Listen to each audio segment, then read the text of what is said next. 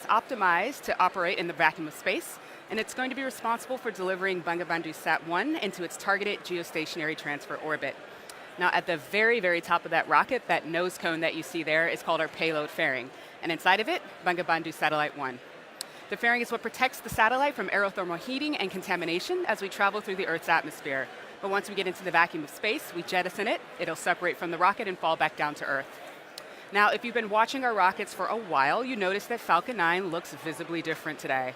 Most notably, we have this black inner stage, this black raceway cover, and these black landing legs.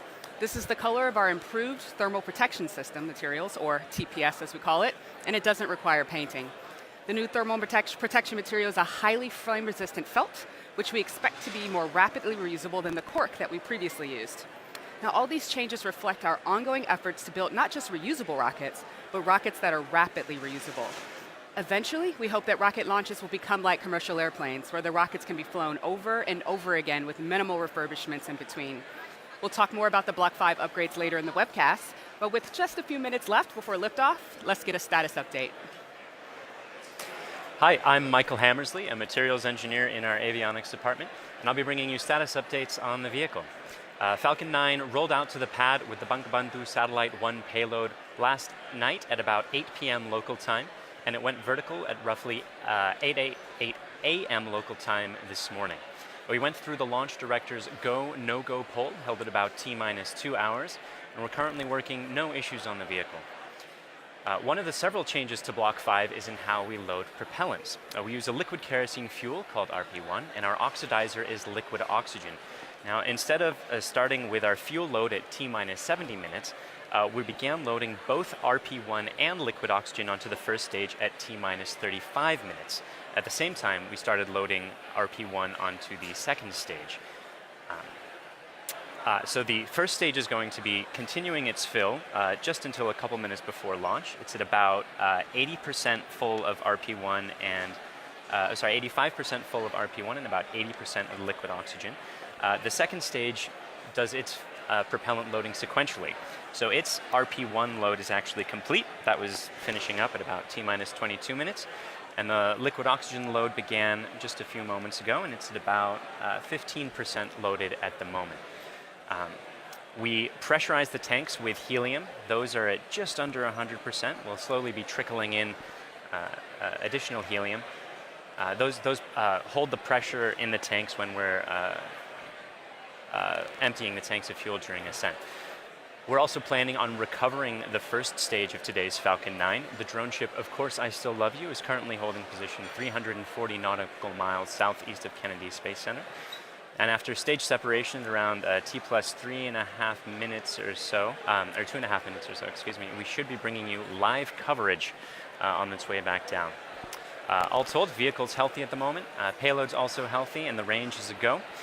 Weather-wise, we're watching some strong high-altitude winds and some thick cloud layers that are cooling to minus 20 degrees Celsius, but there's nothing that's looking like it's going to stop us from launching in 12 minutes from now. Block 5 refers to a series of upgrades we've made to the Falcon 9 rocket as part of our ongoing effort to make spaceflight more like commercial air travel is today, and that is to say safe, affordable, and utilizing vehicles that can be flown over and over again. Over time, the primary benefit of these Block 5 upgrades will be the capability to achieve rapid reusability with high reliability. Block 5 is designed for 10 or more flights with very limited refurbishment, but should be capable of additional flights with further testing and possibly additional refurbishment after that. In addition to the changes that Michael and Lauren have touched on, we've also made changes to the 9 Merlin engines on the bottom of the first stage of the Falcon 9. The thrust of each of these Merlin 1D engines has been increased from about 176,000 pound-feet to 190,000 pound-feet at sea level, which represents roughly an 8% increase in thrust. We also have changed the primary thrust structure that houses these engines, which we call the octaweb, from a welded aluminum structure to a bolted structure. And this greatly reduces the manufacturing and inspection burden and increases reliability and shortens the lead time while in manufacturing. Additional improvements have been made to the landing legs to support rapid post-landing vehicle processing, and we've upgraded the operational capability of components across the board on the rocket. Some of the improvements we made have already flown on previous vehicles. For example, the titanium grid fins, which have significantly greater control authority than the previous iteration, were flown for the first time back on Iridium 2 in June. In addition, we've also flown an upgraded first stage heat shield, thermal protection tiles, as well as a new second stage new anti-vortex device, which is used to prevent the fluids inside the stage from developing into a whirlpool or vortex. The ultimate goal is to be capable of relaunching a flown booster within 24 hours with minimal refurbishment. That doesn't mean we intend to fly the rocket once a day, but we could if we needed to. Block 5 will be SpaceX's workhorse vehicle for years to come. It is the final substantial upgrade to the Falcon 9 design, although we may make minor upgrades as we continue to strive for rapid reusability and extremely high reliability. As previously mentioned, Bangabandhu Satellite-1 will be the first Bangladeshi geostationary communication satellite for the country of Bangladesh. The satellite was built by Thales Alenia of France and fitted with 26 Ku band and 14 C band transponders. This allows the satellite to cover a wide variety of broadcast and telecommunication applications, including satellite TV, internet access, and emergency communication services, and much, much more. The satellite will be operated by the Bangladesh Telecommunication Regulatory Commission, or the BTRC. Located at 119.1 degrees east, Bangabandhu Satellite-1 will provide direct-to-home services, video distribution, and very small aperture terminal communications across Bangladesh. The satellite will also provide broadband connectivity to rural areas throughout the country. The satellite's mission is expected to last at least 15 years. The launch of Bangabandhu Satellite-1 is a key milestone for the country of Bangladesh, and to acknowledge this effort, we have a special message from the CEO of Thales Alenia Space, and its messages to the teams who made this mission possible. Today is an important day for Bangladesh and for all of us. Bangabandhu Satellite-1 is, without any doubt, a pioneering and ambitious space program that will mark the history of Bangladesh. And I'm very proud of Thales Alenia Space to be part of this exciting story. Bangabandhu Satellite-1 is designed to reduce the digital divide in Bangladesh by providing broadcasting and communication services all over the country, and particularly in rural zones. This satellite will highly contribute to the economic development of Bangladesh. Being the country's first telecom satellite, it also represents the confirmation of Bangladesh's entry into the high-tech space sphere. And at Thales Alenia Space, we are delighted to contribute and make this happen. The teams from Bangladesh worked with us in a very professional and human way. We will never forget the emotional and decisive moment of the satellite's acceptance review in our clean rooms. The entire delegation, with the Bangladeshi flag in their hands, began to sing in unison in front of the huge silvery mass of the Bangabandhu Satellite-1. It's moments like these that really lend meaning to our motto, Space for Life. I would like to congratulate all teams involved for doing such a fantastic job.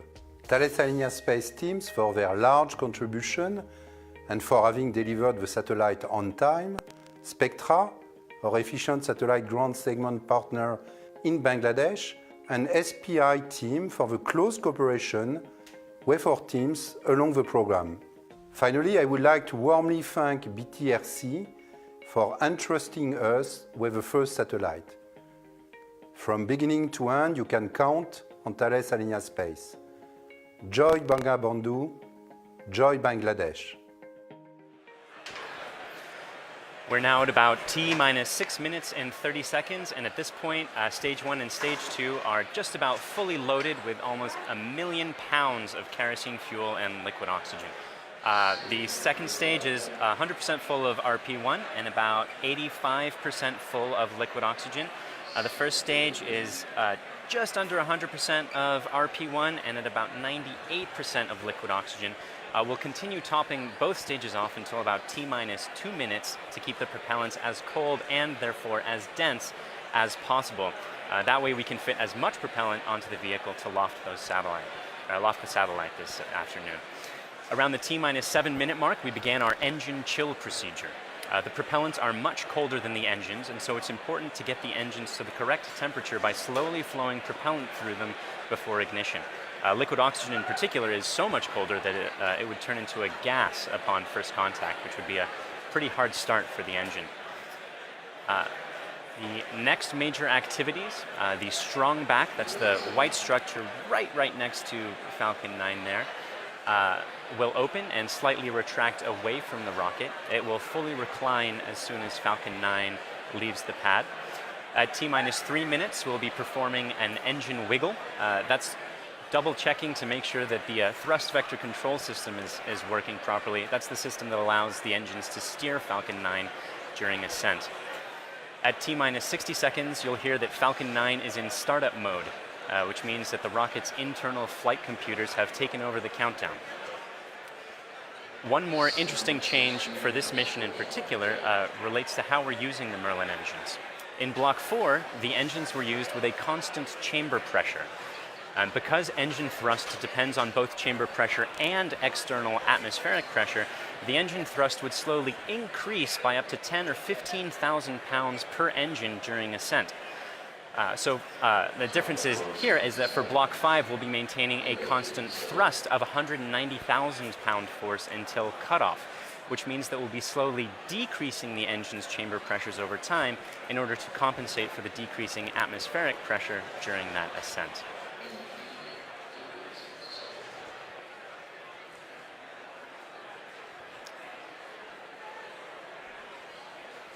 Again, for today's mission, we are looking to recover the first stage. This is the fully reusable version of the Block 5 rocket, at least 10 times reuse and potentially up to 100. The drone ship, Of Course I Still Love You, is currently on standby in the Atlantic Ocean, ready to catch the first stage during its descent.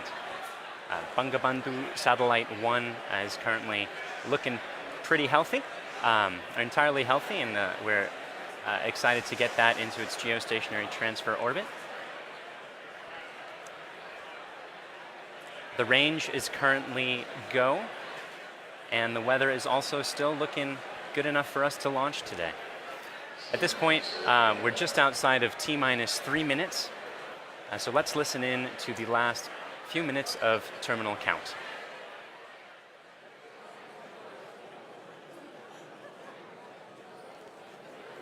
Stage 1, launch load complete.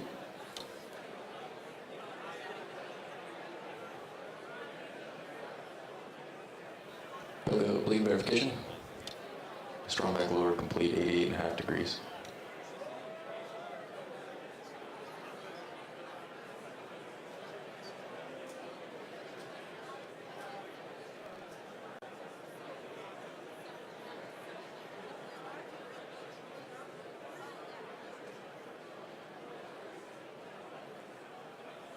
Stage 2, dump manifold secured.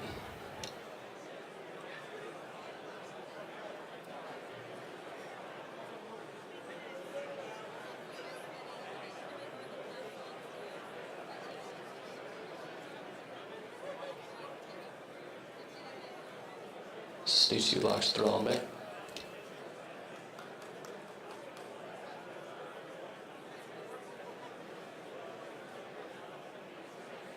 Stage 2 locks load complete.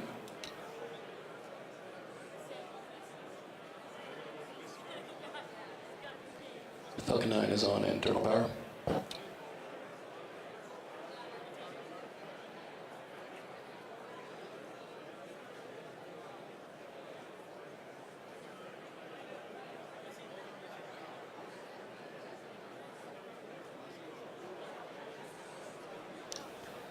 Gas closeouts is running.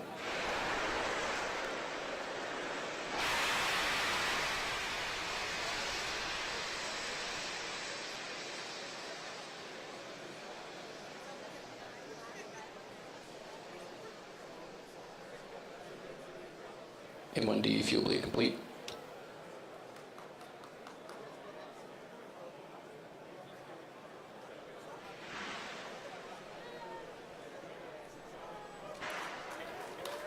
AFTS ready for launch.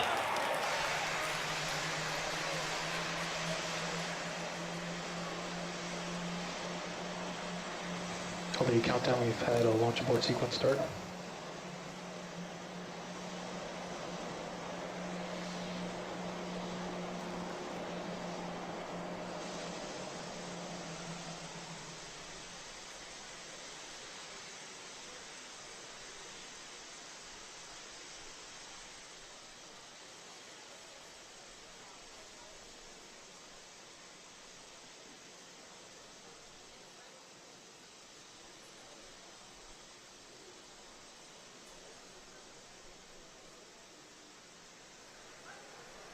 It looks like just after Falcon 9 entered startup mode, it threw an abort.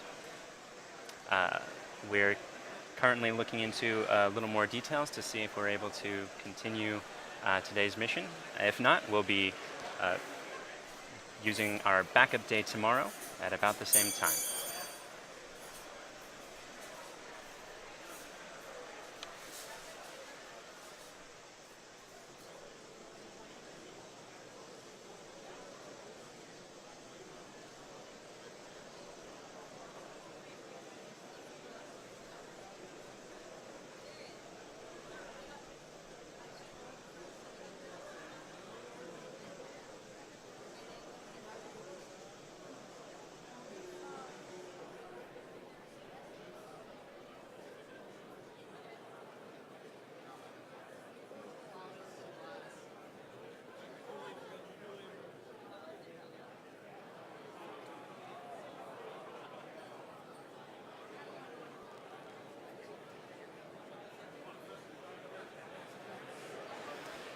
If you're just joining us, it appears we had an abort thrown by the vehicle just after it entered startup mode.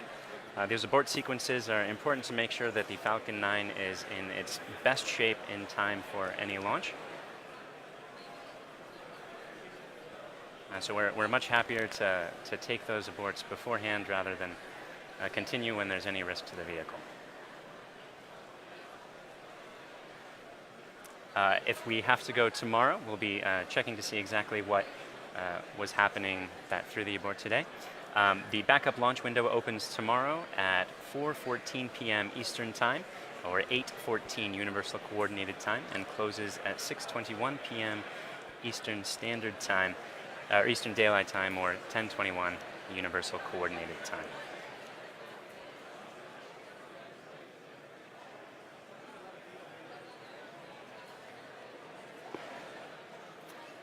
Hang on for a few more moments. We're waiting for official word from the countdown net, and we'll get back to you shortly.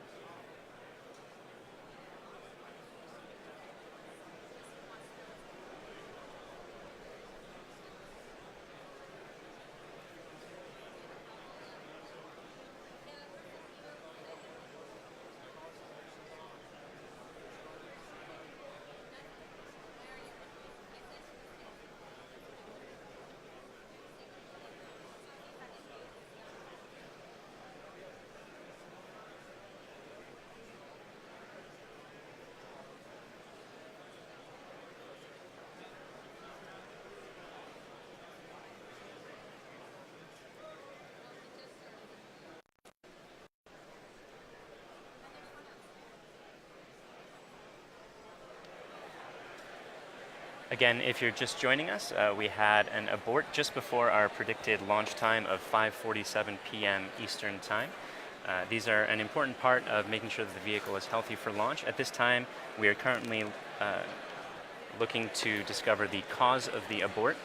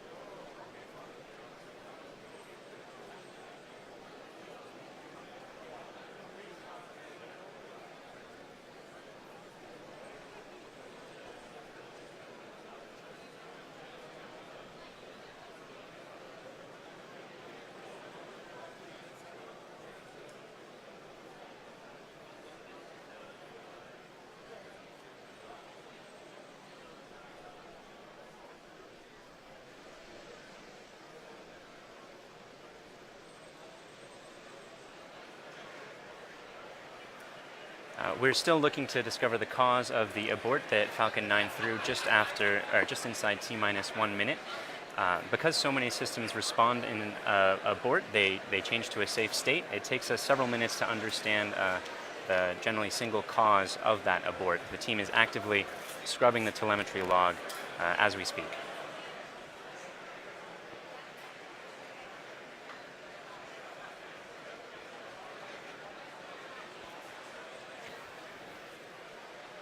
CLD on countdown 1. Vehicle is safe. Please stand by while reviewing data.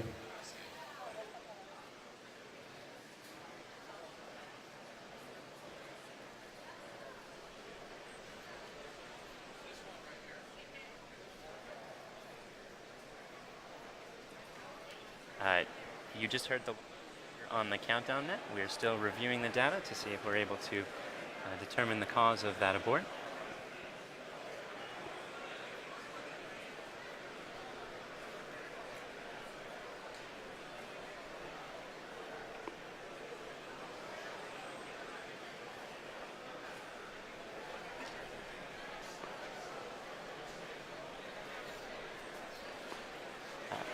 And you heard the launch director announce that the vehicle is safe and gave the OK for payload to go back to external power.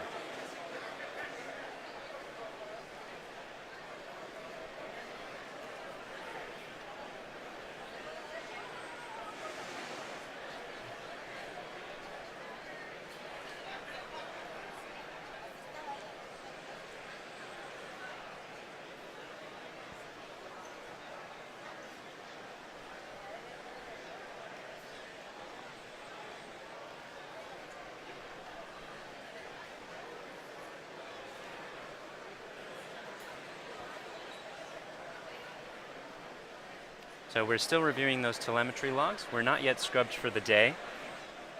We're working to bring you that information as quickly as possible. If we're able to launch today, or if we are not able to launch today, excuse me, then our backup window is at about the same time tomorrow at 4:14 p.m. Eastern Time, closing at 6:21 p.m. Eastern Time.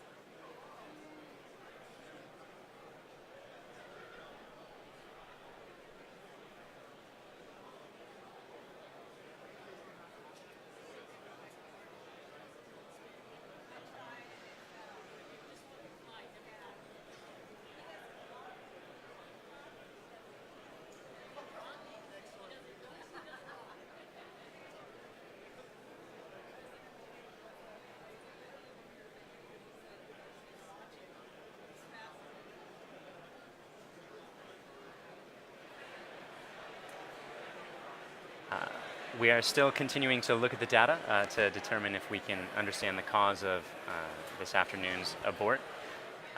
Aborts are part of the standard process. Again, it's good to make sure that the Falcon 9 is completely ready to go, both the ground systems and the vehicle systems as well, and double checking those is vastly preferable to having any sort of a problem during flight. There's still a chance that we may be able to launch today, and we're working to see if that's going to be possible. Otherwise, we'll aim for a backup launch window tomorrow afternoon.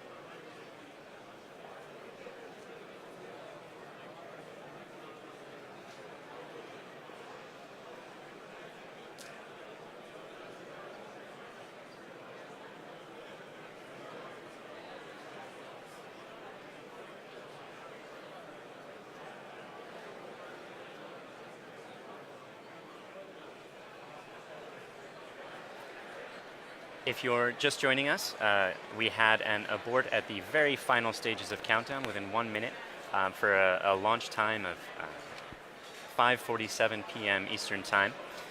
Falcon 9 threw the abort, and they're part of the standard process. We're still continuing to look at the data to conclude even if it was a ground problem or a vehicle problem. Because at T-minus 1 minutes, the flight computers go into startup mode.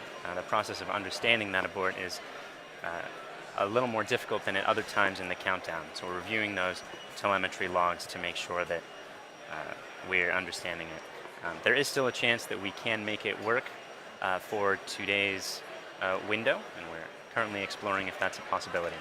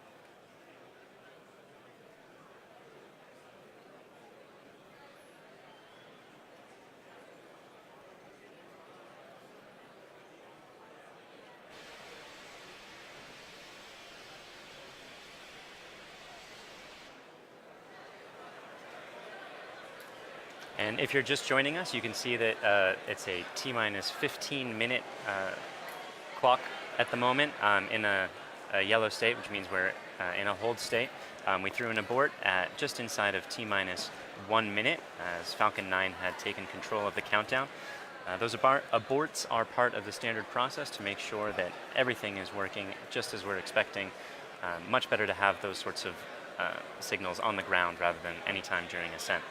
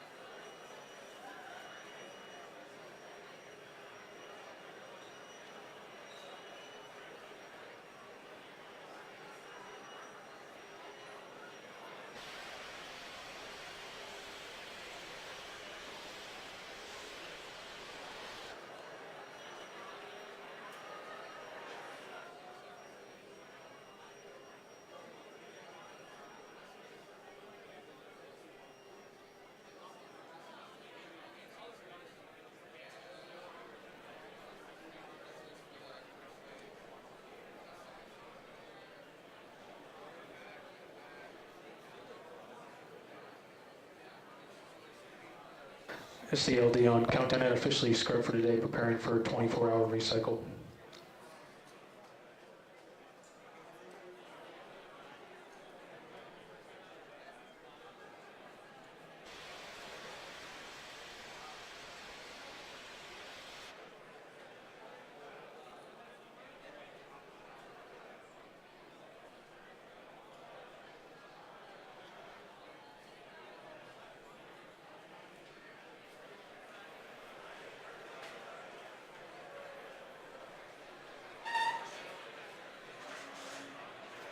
And we've just received final confirmation that we are standing down today due to a violation of abort criteria. The vehicle and payload are in good health. The next launch opportunity is tomorrow, May 11th. Again, if you're just joining us, we had a launch attempt at 5:47 p.m. Eastern Time. Falcon 9 threw an abort in the final minute of countdown. And it seems like we are unable to reach the launch or to launch within the launch window for today at this time. We have concluded a preliminary review, however, and have determined that the vehicle and payload are in good health, and will be aiming to launch tomorrow during our backup launch window at 4:14 p.m. Eastern Time, closing at 6:21 p.m. Eastern Time.